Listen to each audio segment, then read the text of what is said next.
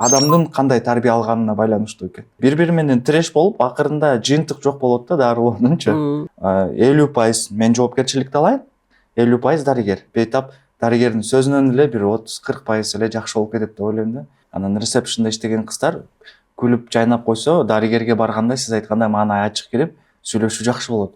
Тиги дүйнөгө уже жөнөтүп аткандай айтабыз да. Дарыгерлерге дагы кандайдыр бир кол тийбестик статус бериш керек деп ойлойм да. Эгер алар өздөрүнү коргогон сезбесе, анда дайыма баягы коркуу сезими менен иштейт да. Мисалы үчүн 3 дарыгерге барса 3 түрдүү айтат. Урматтуу көрүүчүлөр, саламатсызбы?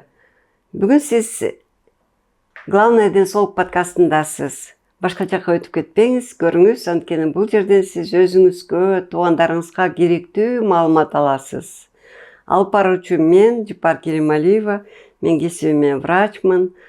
Ушул Главное ден соолук подкастынын уюштуруучусумун, Авиценна клиникасынын уюштуруучусумун. Бүгүнкү коногубуз да өзгөчө конок, өзгөчө тема, мамиле жөнүндө.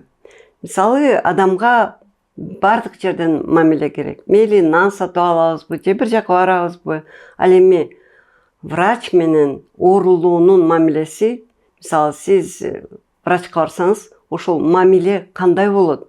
Бул өзгөчө ооба, анткени ар бир кесиптин өзүнчө бир закон ченемдиги деп айтып кетсек болот, өзгөчөлүгү бар десем болот. Врач менен кандайча мамиле түзүүнү биз бүгүн конокко Эрмек мырзаны чакырдык. Эрмек мырза, саламатсызбы? Саламатсызбы? Чакырганыңыз үчүн чоң рахмат. Рахмат, сиз да келгениңиз үчүн чоң рахмат. Эрмек мырза, мына сиз менен таанышканыма көп жыл болду. Ошондон бери сизди эл таанып, элдин оозуна алынып, элге ушундай көп жакшы кеңештериңизди врач катары айтып берип атасыз. Сизге да рахмат айтам. Биз сиз экөөбүздүн максатыбыз бир багытта биздин элибизге баягы ден соолугуна салым кошуп атабыз деп айтсам жаңылбаймын, э? Ооба, туура айтасыз.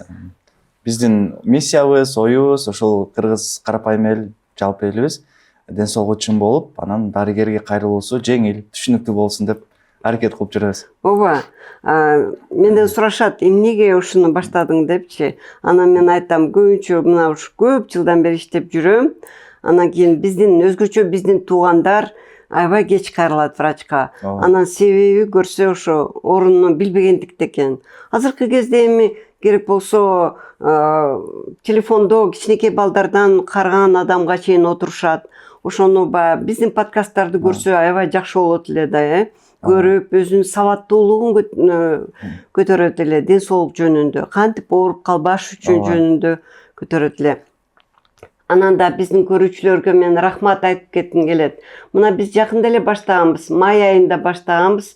Ошондон бери 600 миңге чейин киши көрүп, 9 миңге чейин адам подписка жасаптыр. Сизге чоң рахмат, урматтуу көрүүчү. Сиздин подписка жасаганыңыз үчүн. Эгерде жасабасаңыз, анда азыр жасап коюңуз, бөлүшүп коюңуз. Балким бирөөнүн тагдырына, балким бирөөнүн өмүрүн сактап каласыз ошо менен.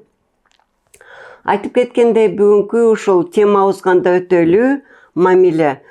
Врач менен оорулуунун ортосунда мамиле кандай болуш керек? Кандай принциптер болуш керек? Эмнеге айырмаланат? Эмне үчүн деги эле сүйлөшүп отурабыз ошол жөнүндө? Дагы бир жолу ошол подкастыңыздын ийгиликтүү болуп жатканына мен аябай чоң кубанычтамын. Ийгилик каалайм.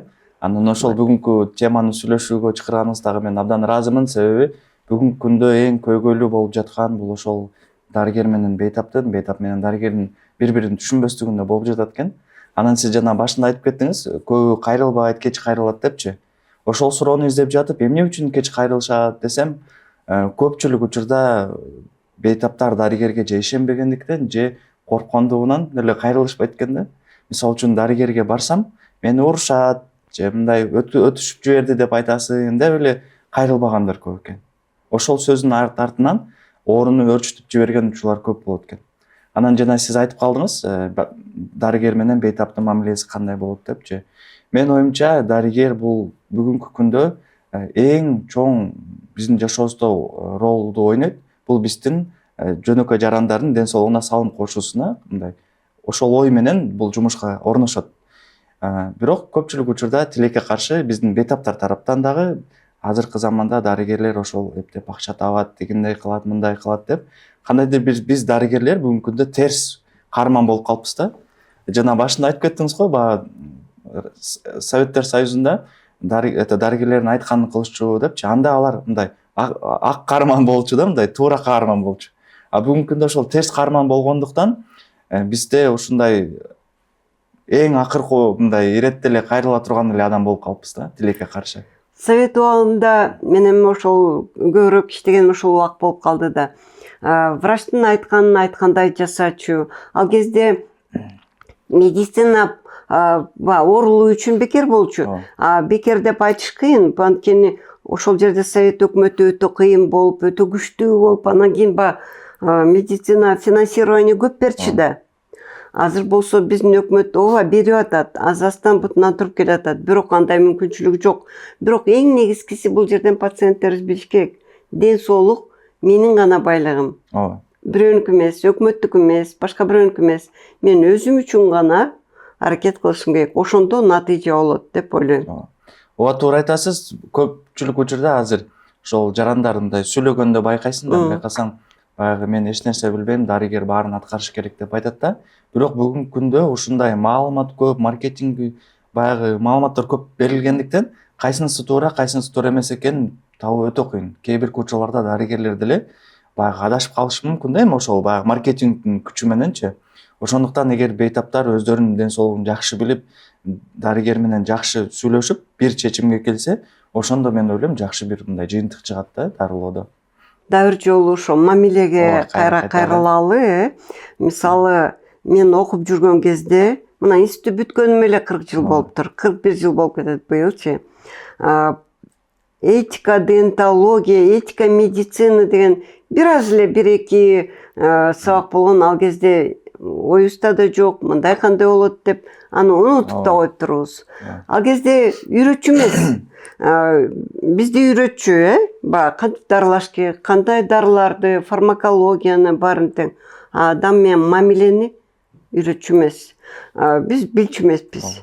Көрсө ошол мамиле түзүү өтө зарыл экен. Ошону туура айтасыз. Мен дагы окуп жүргөндө, мен калп айтпасам, этика, дентология, бейтап менен кантип сүйлөш керек, 2 эле сабак болгондо, калп айтпасам, балким көбүрөөктүр, 5ке чейин. Бирок бул эмнени билдирет? Бизде ал нерсеге көп басым жасаган эмеспиз. Бирок бүгүнкү күндө ошол мамиленин ролу дарылоодон дагы биринчи орунда туруп жатат деп айтсам да жаңылышпайм да. Менимче бүгүнкү күндө ошол медициналык академия, башка мед окуу жайлары бар жерлер, ал мамиле боюнча канча жыл окуса студент, ошончолук көңүл буруш керек деп ойлойм. Себеби ошол мамиленин артынан дарылоонун эффективдүүлүгү болот. Сиз дагы суроо берип кеттиңиз, мамиле кандай болуш керек депчи. Мурда бизде айтат эле го, баягы сопереживать должен этот врач депчи. Бирок ошол тилекке каршы агрессивдүү форма сөз алмашуу болгондуктан көпчүлүк учурда дарыгерлер дагы менин оюмча баягы нерв системасы чыдабай калып атат деп ойлойм да. Мисалы үчүн мен деле өзүм ошол дарыгер болуп баягы мамлекеттик ооруканада иштеп жүргөндө ар бир бейтапка өзүмчө жакшы мамиле кылайын деп аракет кылсаң, биринчиси жакшы мамиле кылат, экинчиси келип кыйкырат, үчүнчүсү келип коркутат, анан бешинчисинде сен дагы ошонун тилинде сүйлөп калат экенсиң. То есть бул система бизде ошентип атып, мындай агрессивдүү бир адамга айлантырып коет окшойт деп бир ой жаралды да. Анан дагы бир маанилүү нерсени байкадым. Мамиле, дарыгер өзүнүн жашоосунда, үй бүлөсүндө кандай мамиле алса, ошол мамилесини адамдарга тартуулайт экен да. То есть бул медициналык окуу жайынын көп деле таасири жок, бул адамдын кандай тарбия алганына байланыштуу экен. Эгер ошол университетте дагы психология жагына дарыгердин өзүнүн баалуулугу боюнча көп басым жасса, мен ойлойм, дарыгерлер дагы сапаттуу кеңеш бере алмак деп. Туура. Биринчи иретте ниетин оңдош керек, ниетин. Мейли пациент болобу, мейли врач болобу, Врач мисалы пациент кирип келгенде бул мага эмне берет деп ойлосо, ошол оюн алыстан эле байкап коет кишичи. Ал эми пациент жини келип мен ушундай деп келсе, ал да врачка берилет. мындай бири менен тиреш болуп акырында жыйынтык жок болот да дарылоонунчу. Ошондуктан мен ойлойм, бирок бул бир тараптуу дарыгер эмес, бейтаптар деле мисалы үчүн жана сиз башында айтып кеткендей, жоопкерчиликти 80-90% дарыгерге жүктөбөй, 50% мен жоопкерчиликти алайын, 50% дарыгер. Дарыгер дарыларды жазып берет, а мен жоопкерчилигим ошону убагында аткаруу. Ошондо эффективдүү болот деп ойлойм. Туура. Анткени ден соолук меники. Мен сизге бейтап катары келдим. Мен суранып келдим сизден. Суранып келдим, мейли акчамды беремби, мейли платный клиникабы, мейли государственный. Мен суранып келгенден кийин мен өзүмдүн бейлимди оңдоп. Мен оюмча көбүнчө бейтаптар дарыгерге ошол түшүнүү үчүн келет деп ойлойм да. Себеби азыр жалпысынан эле кыргыздарда мындай жашоо өйдө ылдый болот да.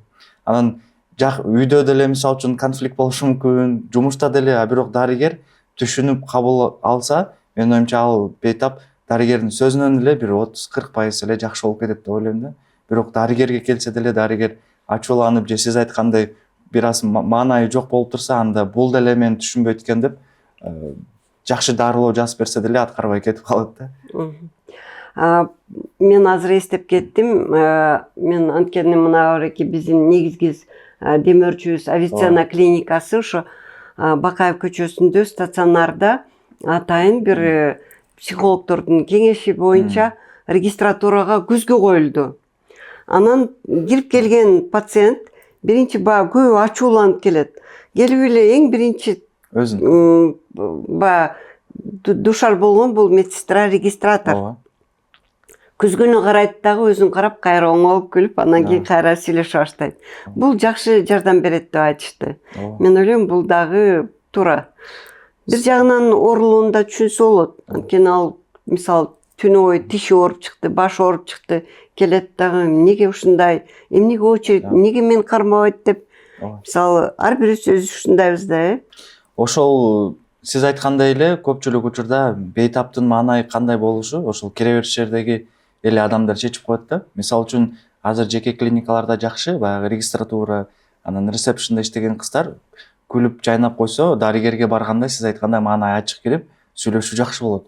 Бирок мамлекеттик ооруканаларга киргенде жана биздин вахтерша эжекелерибиз баягы кыйкырып бахилаки деп коркутканда, алар бизге уже маанайы жок киришет да. Албетте вахтерша эжелердин деле бул жерде күнөөсү жок, себеби аларга үстүртөн буйрук келет. Эгер кирбесе сен зарплатаңдан акча алам депчи. Ошондуктан бул нерселерди баягы чоң көйгөй кылбай, тескерисинче ошол кире бериш жердеги нерселерди баягы бейтапка маани берсе, мен оюмча баягы кеңешүү бейтаптын дагы маанайы ачык болуп, эффективдүү болот деп ойлойм. Ушул оорулуу аябай капаланып келди, жини келип келди. Анан сен врачсың, сен мага карызсың дегенде, ошондо кандай өзүн врач алып барыш керек? Эң сонун суроо болду Жипарже. Себеби көпчүлүк учурда биз дарыгерлер дагы психология, бейтаптын психологиясын жакшы билбегендиктен, бейтап мага кандай мамиле кылса, мен дагы ошондой мамиле кылам деп туура эмес кадам кылып алат экенбиз да. Бирок тескерисинче, эгер бейтап ошентип бизге келсе, биз аны туура түшүнүп алуу менен кабыл алышыбыз керек, себеби ал ооруу менен келди. Анын адам ооруганда өзүнүн чыныгы мындай характери чыгат экен да. Мен ошону реанимацияда иштеп көп көрдүм. Чыныгы жүзү жарыкка чыккандан кийин биз ага, мисалы үчүн сиз айттыңыз го, ошол ооруп ачууланып келди, эмне деш керек? Саламатсызбы? Мен дарыгер Эрмек, сиздин атыңыз ким? Ооруп жатканыңызды түшүнүп жатамын. Бирок азыр мындай кадамдарга барыш керек деп, аны мындай токтотконго аракет кылышыбыз керек. Башкача айтканда, мисалы үчүн балабыз менен деле ал кыйкырып, бизге характерин көрсөтүп жатканда биз эгер аны урушсак, ал кайрадан күчөйт да. Ошондой эле бейтап бул кичинекей баладай эле аны мындай ар тараптуу мамиле кылып, жакшы сүйлөшүп, акырында баягы ооба сиздики туура, бирок могул кадамдарды жасаш керек, дарыланыш керек деп, мындай бир чечимге келип, бейтаптын мындай успокоениясы менен биз жиберишибиз керек да. Мисалы мен оорулуу катары сизге приемго келдим. Сиз мага диагнозду такташ үчүн лабораторияга жибересиз, же диагностикага жибересиз, жанагындай компьютерный томограф же башкаларга.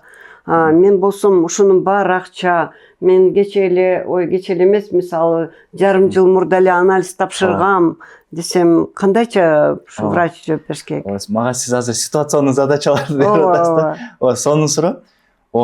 Мен ошол мамлекеттик ооруканада, жеке клиникада иштеп жүргөндө мага ошондой бейтаптар көп келчү.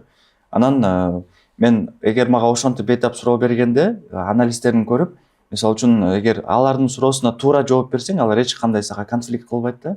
Маселенин көпчүлүгү бул биз толук жооп бербей, аларга мен сенин сурооңо мындай жооп бердим го деп коюп, ошо менен чектелип калабыз да.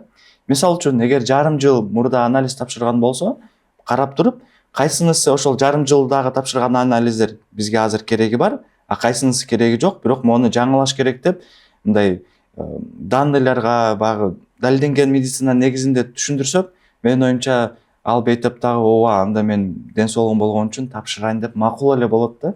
Бул жок деп тапшырбайм деген көпчүлүк учурда эмне үчүн тапшырарын билбеген үчүн эле ал мындай каршылык көрсөтөт деп ойлойм.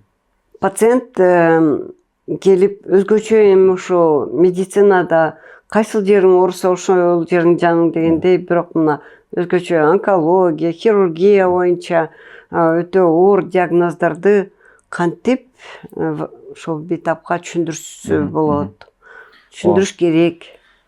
Бул жерде албетте мындай оор суроолордун бирөөсү десем да жаңылышпайм, себеби мындай онкологиялык диагнозду койгондо адамдын өзүнүн жашоосу бүттү дегендей түшүнөт экен да көпчүлүк учурдачы. Анан кээ бир адамдардын ошол жашоосуна мотивациясы жок болуп калгандан тилекке каршы баягы кайтыш болуп кеткен учурлар дагы болот. Бул эми баягы сила мысль деп сиз жакшы билсеңиз керек. Мындай учурларда мен ойлойм, баягы психологияда адамдардын темпераменти бар да. Баягы бирөө бул информацияны жакшы кабыл алат, туура түшүнөт, экинчиси туура түшүнбөйт. Ошол темпераменттерин көрүп туруп, мисалы үчүн эгер бейтап өзү бул сөздү көтөрө албай турган болсо, анда жакын адамына айтып туруп, мындай окуя болуп атат, кандай кылалы десе, ошол жакын түшүнгөн ал адамды билгендиктен азырынча айтпай туралы, убакыты сааты келгенде биз өзүбүз айтабыз деп ушинтип маселеден чыкса, менин оюмча жакшы болот. Бул биздин менталитетте, ал эми башка өлкөлөрдүкү, ошол эле Америка, башка өлкөлөрдө пациентке башкача мамиле кылат да. Туугандарын айтпай, өзүн айтылат.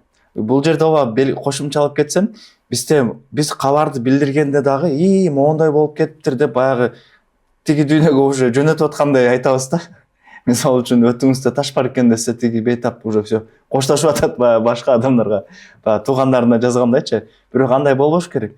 Кантип жеткириш керек? Мисалы үчүн сизде өтүңүздө таш бар экен, бирок бул коркунучтуу эмес. Мындай операцияларды биз күн сайын эле жасап жатабыз. Мындай өттү алдыргандан кийин баары эле жакшы жашайт деп ушинтип жакшы, мындай жаман кабар болсо деле, бирок 99% бул жакшы кабардай эле айтып түшүнүшүбүз керек да. Мен ошентип ойлойм. Мен азыр ар бир айткан сайын сиздин өзүмдүн практикамда эстеп атам. Бир ушул мекемеге кирип баратсам, тааныган бирөө экөө кызы менен апасы илеп отурушат. Эмне болду? Эмнеге илеп атасыңар десем, бизге миома деген диагноз коюлду дейт. Ой, илеп агыла, ал эч кандай эле проблема болбойт, керек болсо өзү өтүп кетет деп. Азыр эстесем, ал андан кийин канча баланы төрөп, жакшынакай чуркап жүрөт. Эч кандай эчтеке жасабай эле. Бул жерден биздин өзүбүздүн коллегаларыбыздын күнөөсү. Туура эмес түшүндүргөндө. Мен өзүмдүн деле жеке тажрыйбамда келинчегим боюнда болгондо, баягы УЗИге барыптыр. Анан УЗИге барганда баланы көрүп атып, башында бир нерсеси бар экен деп коюптур да. Анан мага ыйлап телефон чалат, баламда онкологиясы бар окшойт, төрөлө элек балачы. Анан эмне болду деп кийин баягы карасам, акасы ал бир какой-то срокко келгенде өзү жоголуп кетет экен да. Анан аны айткандан кийин кайра тынч болуп калды да. Биз дарыгерлер баягы биздин сөзүбүз жана бычактай курч экенин биз түшүнбөйбүз да. Ооба, ар бир сөз. Бир сөз менен биз аны жакшы кылып коюшубуз мүмкүн, бир сөз менен биз аны орукчан кылып коюшубуз мүмкүн да. Эми биз бири-бирибиз менен баарлашып атпайбызбы? Мен өзүмдүн дагы сиз өзүңүздүкүн айтканда мен өзүмдүкүн айтып кетейин. Бир убакта мен киста печень деп коюлду да, диагнозчу. Ал биринчи койгондо УЗИ специалистке барбаймынбы? УЗИ специалистке дагы жакшы, эрте каралып турам.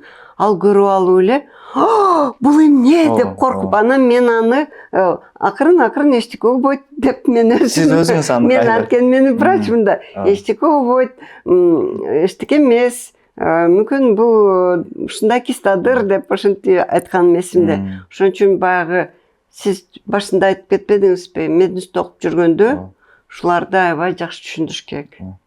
Кантип баарлаш керекти, кантип түшүндүрүш керекти, баягы кемчилик врач жактан да кетет, кемчилик пациент жактан да кетет. Канча случай болду, мына бизде жакында эле ошол эле врачты уруп койду, сабап койду деп скорыйдан ызы чуу болуп жүрүштү. Ооба, бул учурда мен ойлойм дарыгерлерге дагы кандайдыр бир кол тийбестик статус бериш керек деп ойлойм да. Себеби дарыгерлер кандай болсо деле бул элдин баягы ден соолугуна жооп бере турган адамдар.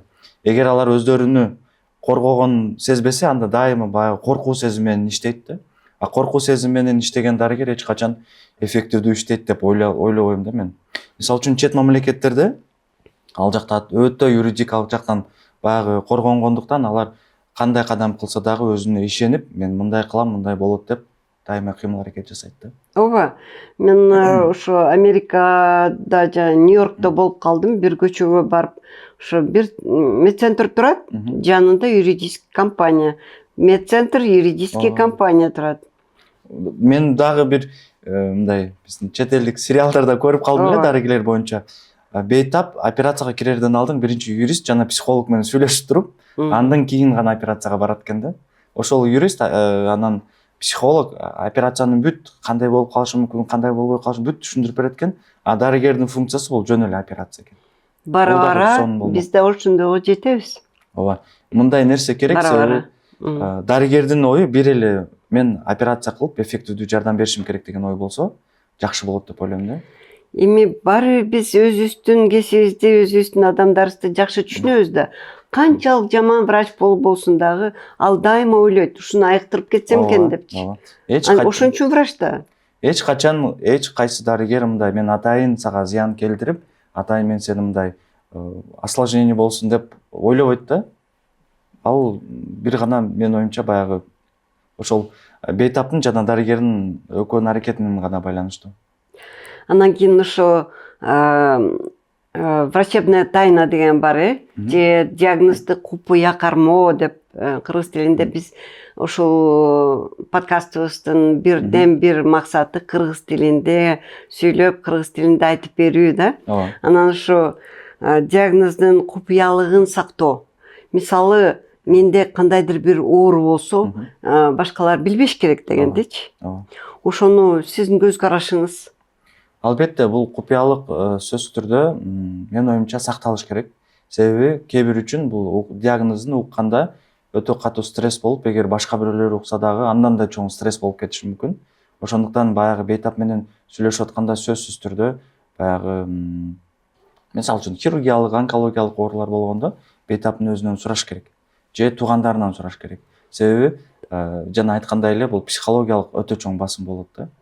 Анан бул купуялык ошол клиникада иштегенде, мисалы үчүн жеке клиника болсо, купуялык бейтап кайрылганда дагы, кимге кайрылып жатканы дагы купуялык болсо, өтө сонун болмок деп ойлойм. Себеби мен байкайм, баягы жеке клиника же лабораторияларга барганда, анализ тапшырып жатканда деле сиз гепатитке тапшырып жатасызбы деп сурайт да. Мисалы үчүн баягы регистратурадагыларчы. Анын жанында отургандар баардыгы мынтип бул айымда гепатит бар окшойт деп мындай презрение менен карашат. Ошондуктан мен ойлойм, ушул жерлерде дагы купуялыкты сактаганга аракет кылышса, мындай жакшы болот деп ойлойм да. Туура айтасыз. Өзгөчө жана жугуштуу ооруларга мен өзүм как венеролог катары ошо боюнча ушундай көп баягы мисалдарды айтса болот да. Бир мисал келтирейин. Чет элде деле, бул жерде деле бир жеке клиникада бар.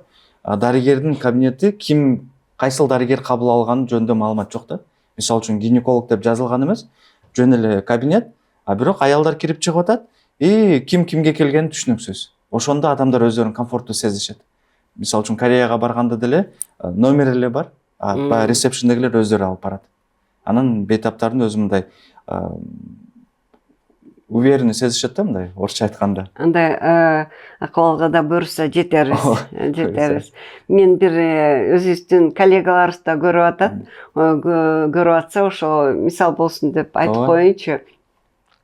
Бир эми мындай конокко барганда отурабыз да, төрдө отурабыз, анан тиги бирөө кирип келгенде, мен больноймсуң да депчи. Ушундай сөздөр болот көбүнчө. Бул өтө катуу психологиялык Мен басым. больноймсуң да деп айткандарчы.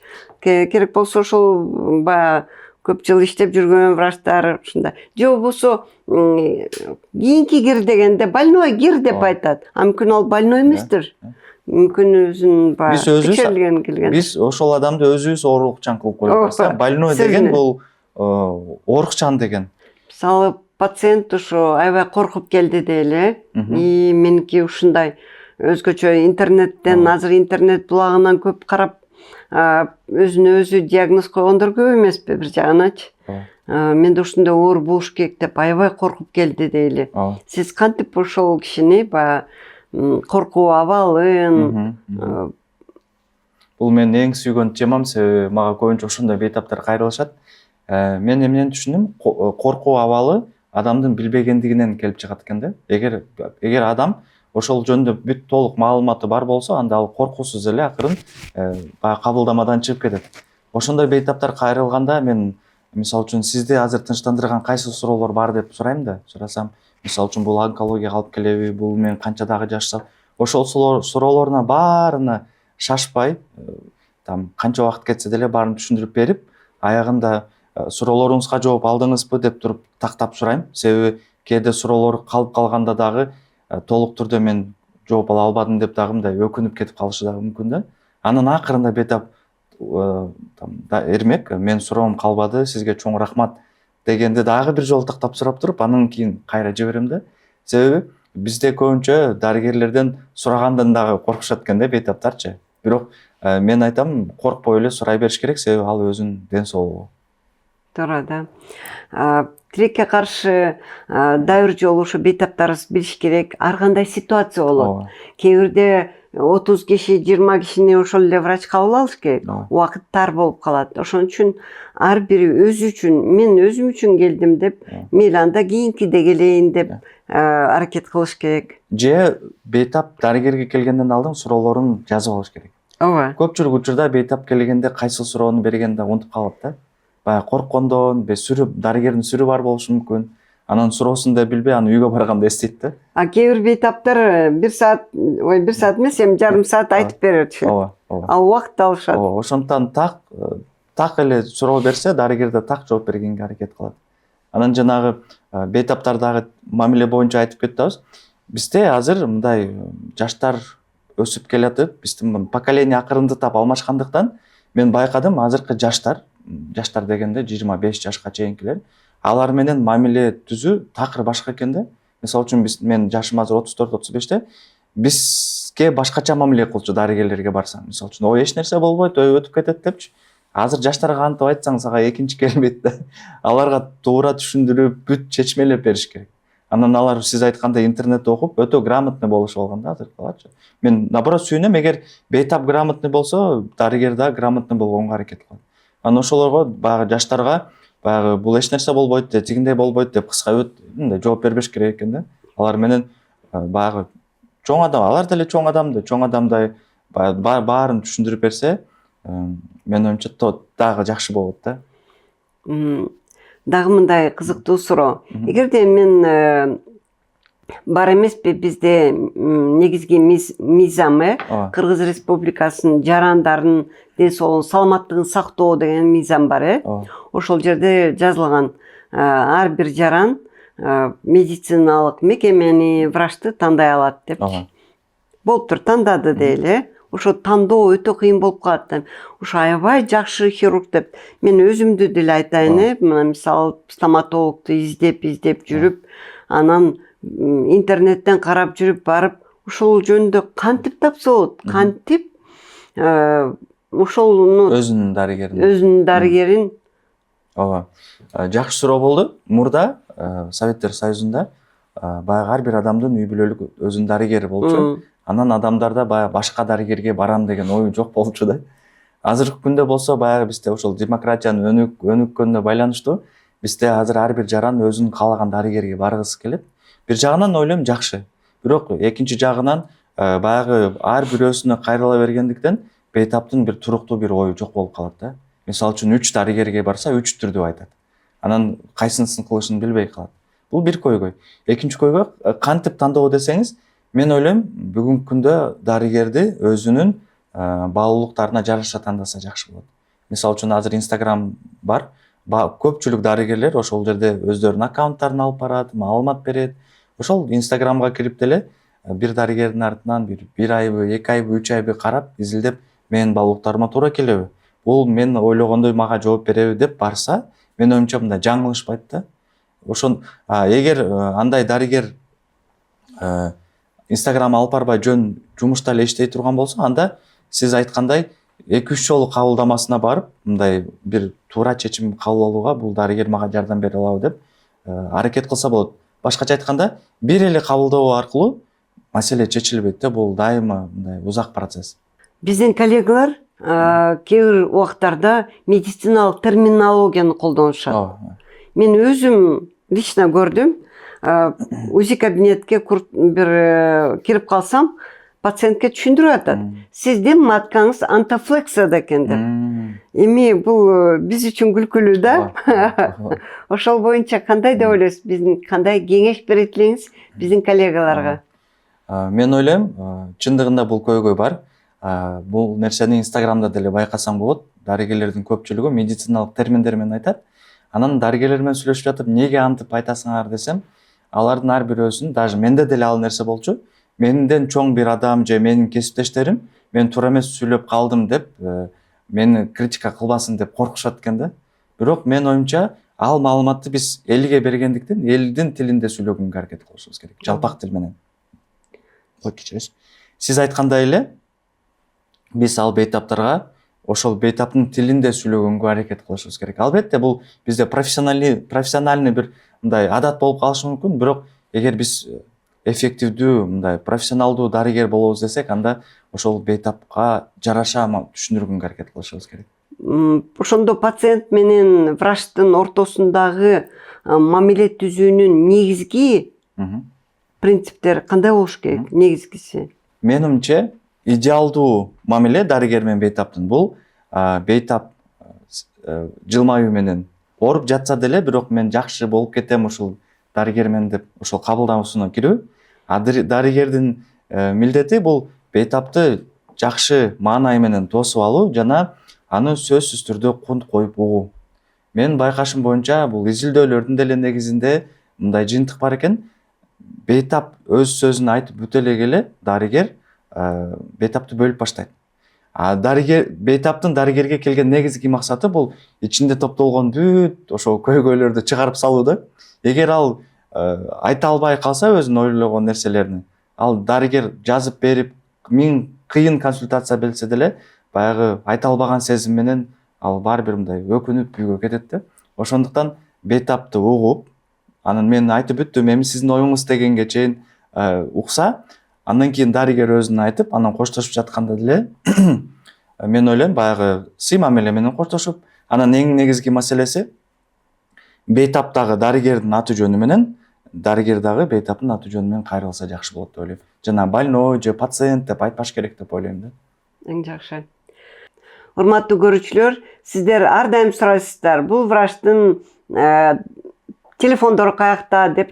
Бул жерде шилтеме болот. Шилтемеде биздин доктордун Эрмек мырзанын социалдык баракчасына шилтеме болот. Ошол жака кириңиз, катталыңыз. Ошондой эле биздин подкастка да катталыңыз. Эгерде мен жөнүндө билгиңиз келсе, меники да ошол жерде шилтеме болот. Чоң рахмат. Анда Эрмек мырза жыйынтыктоого убакыт келип калды. Мен болсо бейтаптарга, оорулууларга каалоом. Сиз ошол барган врачыңыздан айткан сөзүнөн жеңил болуп чыгыңыз. Ал эми биздин коллегаларга болсо айта турганым, сиздин ар бир пациентиңиз сизге ыраазы болуп чыксын дагы, сизден чыккандан кийин сиздин айткан сөзүңүзгө эле айыгып чыксын. Ушундай каалоо, Туура айтасыз, Жапар эже. мен дагы дайыма бейтаптарга айтып кетем, мен сизди консультация кылганда дары бере элек деле бир 60% өзүңүздү жеңил сезип калышыңыз керек. Эгер мен андай сезим сизге бере албаган болсом, демек биз баягы бири-бирибизге мындай коннект болбодук деген бир ойду айтам да. Эгер жеңил деген болсоңуз, демек мындан ары дарылоо процесси жеңил эле өтөт депчи. Ошондуктан бири-бирибизге жакшы мамиле кылалы. Инсон главное ден соолук деп биз өзүбүздүн подкастыбызды атын коюп турубуз. Главное ден соолук деп. Чынында эле биринчи байлык ден соолук да. Ооруп калса адам капаска түшкөн куштой болуп калат. Ден соолугуңар чың болсун. Келе жаткан жаңы жылыңыз менен жолугушат. Чоң рахмат. Мына жаңы жыл келе жатат. Сизди да жаңы жылыңыз менен куттуктайм. Келе жаткан жаңы жылыңыздар менен, урматтуу көрүүчүлөр.